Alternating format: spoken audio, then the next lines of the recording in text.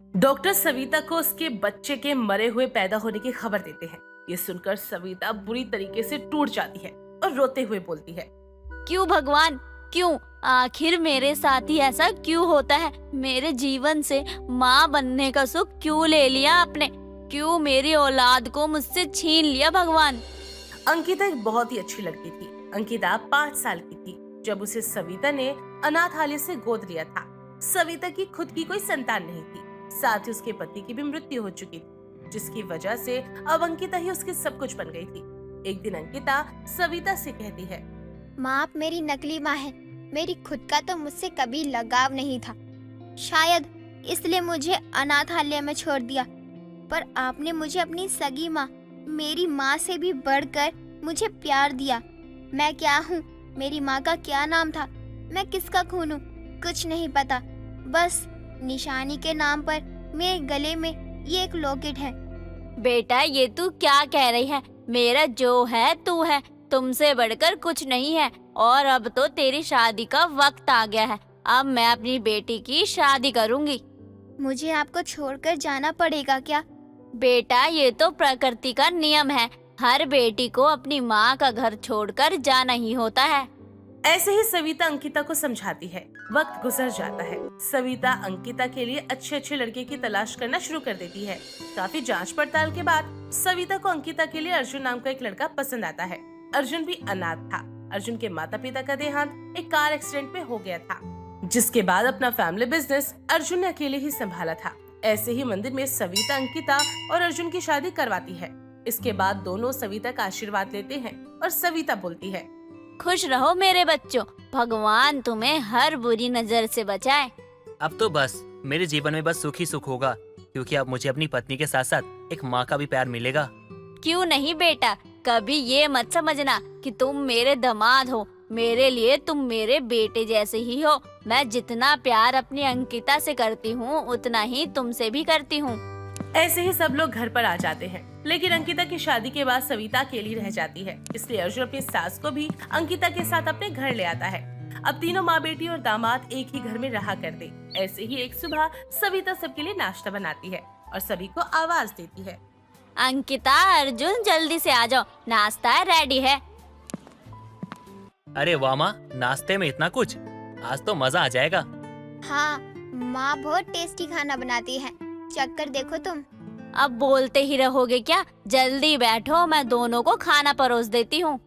सविता जल्दी से दोनों को ब्रेकफास्ट करवा देती है। सभी लोग बैठकर ब्रेकफास्ट कर ही रहे होते हैं, तभी सविता ने कुछ सोचा और उसकी आंखों में आंसू आ गए। ये देखकर अर्जुन बोलता है, माँ क्या हो गया आपको? आप रो क्यों रही हो?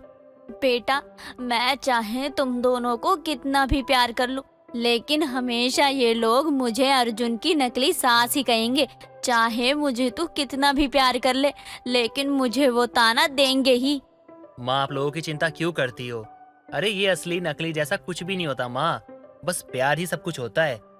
आप हमसे प्यार करती हो और हम आपसे प्यार करते हैं।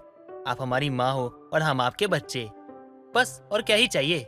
सही कह रहे हैं अर्जुन। और वैसे भी आप तो कहती हैं कि जन्म देने वाले से ज्यादा पालने वाला बड़ा होता है। तो यूँ समझ लीजिए हमारा सब कुछ है, हमारी माता, हमारे पिता भी, और हमारा जग संसार सब आप हो माँ। अपने दामाद और बेटी की बातें सुनकर सविता के चेहरे पर मुस्कुराहट आ जाती है। वक्त गुजरता चला जा रहा था, सब कुछ अच्छा चल रहा था। ऐसी एक दिन अंकिता की थोड़ी तबीयत खराब होती है और सविता उसे डॉक्टर के पास ले जाते हैं। तब पता चलता है कि अंकिता माँ बनने वाली है। ये खबर सुनते ही सविता खुशी से झूम उठती है और अंकिता का माथा चूमते हुए बोलती है, बेटा, अब तुझे अपना जरूरत से ज्यादा ख्याल रखना है, क्योंकि अब तू अकेली नहीं है। तेरे अंदर भी एक नन्ही सी जान है, उसका भी तुझे बहुत ख्याल रखना है, ठीक है? माँ जब आप मेरे साथ हैं तो चिंता फिर किस बात की है। शाम को जैसे ही अर्जुन घर पर आता है, तभी सविता उसे अंकिता के प्रेग्नेंट होने की गुड न्यूज देती है, जिसे सुनकर अर्जुन खुशी से फूला नहीं समाता और बोलता है, अंकिता, आज तुमने ना मुझे दुनिया की सबसे बड़ी खुशी दे दी। Thank you so much. ऐसे ही वक्त गुजर जाता है। सब कुछ अच्छा चल रहा था। एक दिन अंकिता अपनी माँ सविता से कहती है, माँ ये जो मेरे गले में लॉकेट है ना, इसका धागा बहुत छोटा हो गया है और मुझे ना बहुत प्रेगनेंसी की वजह से घबराहट होती है। आप एक काम करो ना, इसे मेरे गले से निकाल दो। अंकिता के कहने पर सविता उसके गले से वो लॉकेट निकाल देती है, जिसे देखकर सविता बोलती है, बेटा ये तेरे गले में बचपन से है। जब मैं तुझे अनाथालय से लाई थी तब से ये तेरे गले में ही है।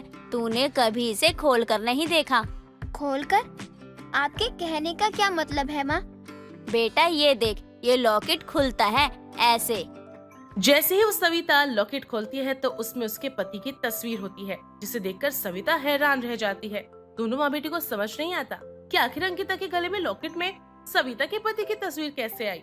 शाम को जब अर्जुन घर आता है तो अंकिता और सविता उसे लॉकेट वाली बात बताती है, जिस पर अर्जुन बोलता है, माँ इस बात की गुत्थी तो अब अनाथ आश्रम में ही जाके सुलझेगी। आप चिंता मत कीजिए, मैं सब कुछ पता करता हूँ। अगले दिन अर्जुन सविता अंकिता को लेकर उसी अनाथालय में जाता है जहाँ से सविता ने अंकिता को गोद लिया था। वहाँ जाकर अर्जुन लॉकेट की जांच पड़ताल करने लगता है और पता चलता है कि अंकिता केवल 1 महीने की थी तब उसे अनाथालय में कोई एक नर्स छोड़ गई थी। इस बात को सुनकर सविता के पैरों तले जमीन खिसक जाती है।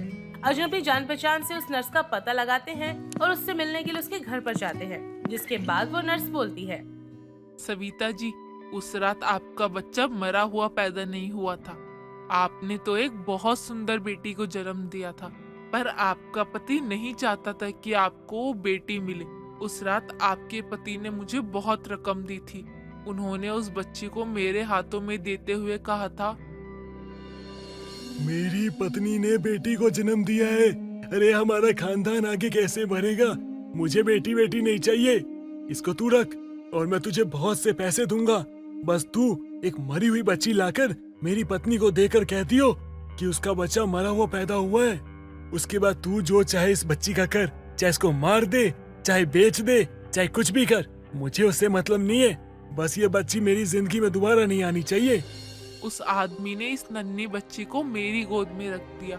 मैंने उस रात ही अस्पताल छोड़ दिया और उसकी डॉक्यूमेंट फाइल भी मैं अपने साथ ले आई, जिसमें उसके पिता की तस्वीर थी। उसी से मैंने ये लॉकेट बनाकर इसके गले में डाल दिया था और इसे अनाथाश्रम में छोड़ आई। कुछ वक्त बाद मुझे पता चला कि वो आदमी भी चल बसा है। उसे उस बुरे काम का फल मिल गया था, पर तब से लेकर आज तक मैं खुद को कभी माफ नहीं कर पाई। ये सारी बातें जानने के बाद सविता और अंकिता और अर्जुन तीनों ही हैरान रह जाते हैं। अर्जुन बेटा, तू ना होता तो आज मुझे कभी नहीं पता चलता। जिस बेटी को मैं इतने सालों से पाल रही हूँ वो मेरी खुद की बेटी है। तू मेरा अपना दामाद है। मैं तेरी नकली सास नहीं हूँ, बल्कि मैं तेरी असली सास हूँ। हाँ माँ, आप मेरी असली सास हो और अंकिता की असली माँ। हमें ना माँ का प्यार सही मायनों में मिल जाएगा। मैं बहुत खुश हूँ माँ। अब तो हमारे घर में सिर्फ खुशियाँ ही खुशियाँ होंगी। अतीत की सच्चाई भी सामने आ चुकी है और हमारे घर बच्चा भी आने वाला है। माँ सच में मैं बहुत खुश हूँ। जिसका मैं हमेशा से सपना देखती थी वो पूरा हो गया। आखिरकार मुझे मेरी माँ मिल ही गई। ऐसे ही सभी लोग खुशी खुशी घर लौट आते हैं। अंकिता की प्रेगनेंसी का 8वां महीना आता है और सविता अपनी बेटी की गोद भराई की रस्म रखती है, जहाँ पर वो अपने सभी जानने वालों को बुलाती है। सभी लोग उस गोद भराई की रस्म में आते हैं और अंकिता को बहुत सारी ब्लेसिंग देते हैं। तभी एक पड़ोसन बोलती है, इन दोनों के खुद के माता पिता को तो कुछ पता नहीं है और इस औरत ने माँ बन के इन दोनों की शादी कर दी और अभी इन्हीं के साथ रह रही है। इन्हीं के पैसों पर मौज ले रही है। अपनी नकली सास को ये असली दामाद उठाकर घर ले आया। उस औरत की बात सुनकर अर्जुन को बहुत तेज गुस्सा आता है और वो बोलता है, आंटी जी, आपसे एक बात पूछता हूँ, ये असली नकली का फर्क करने वाली आप होती कौन हो? क्या आप कोई बहुत बड़ी अफसर हो जिसको इस बात का ठेका दिया गया है कि कौन असली है कौन नकली है वो इसका पता करे और सबको बताए? और ये मेरी असली सास है नकली सास है, उससे आपको क्या मतलब? आंटी जी, मैं आपको 2 ऑप्शन देता हूँ। पहला ऑप्शन ये, आप हमारी खुशियों में शामिल हो जाइए और साथ मिलकर ना खुशियाँ मनाइए। और दूसरा ऑप्शन ये है कि अगर आपने मेरी सास के बारे में एक भी लफ्ज बोला तो मैं ना आपकी जो इज्जत है ना उसका कचरा कर दूंगा। फिर आप इस घर से क्या इस मोहल्ले से बाहर निकल जाएंगी। इतना बोलकर अर्जुन उस पड़ोसन को वहाँ से भगा देता है। 9 महीने बाद अंकिता के यहाँ पर एक सुंदर सी बेटी का जन्म होता है और जिसके बाद सभी खुशी खुशी रहने लगते हैं।